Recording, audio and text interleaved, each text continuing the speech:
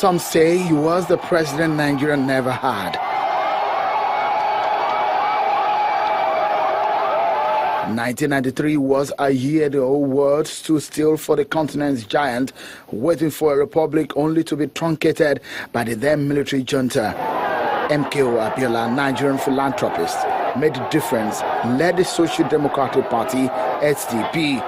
And this was perhaps as usual on television at the time. Nigeria on the march again. On the march again. Looking for Mr. President. On the march again.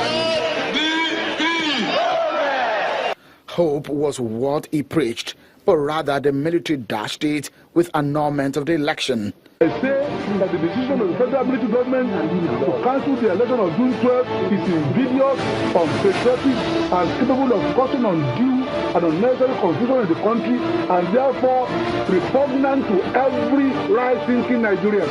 5 years after the election, MKO Abiola died on the 7th of July 1998. Every year is remembered, and clamor to immortalize him grows. For the family, several memories will continue to play up. Like this one, after the election, his son Abdul Abiola, a little boy then perhaps ignorant of the many political trouble his father had on his shoulder at the time, he welcomed him as he returned from the football pitch. 24 years later, Abdul recounts the scenario and what really played out on that day. I think it was around the time after the election was annulled, and he was just on his way out. I think he had gotten information that the agents of evil and destruction and the agents of backwardness wanted to come and arrest him. He decided to leave the country. So that day I was actually playing soccer on the football field, and it was funny because my father never used to venture to that part of the house. So when I saw him, I just thought, okay, it's his house, he can do whatever he wants. Then the next thing I see, he gives me and my younger brother a hug, and then he climbs the fence. In the midst of the struggle, MKO Abiola left the country, but later returned. Abdul did not only lose his father to a political struggle, but lost his mother, Kudirat Abiola, the philanthropist's wife, who was said to have been assassinated while his husband was kept in detention by the then military government. She died in 1996, 2 years before MKO Abiola died. It is not an easy experience losing both parents in the political battlefield.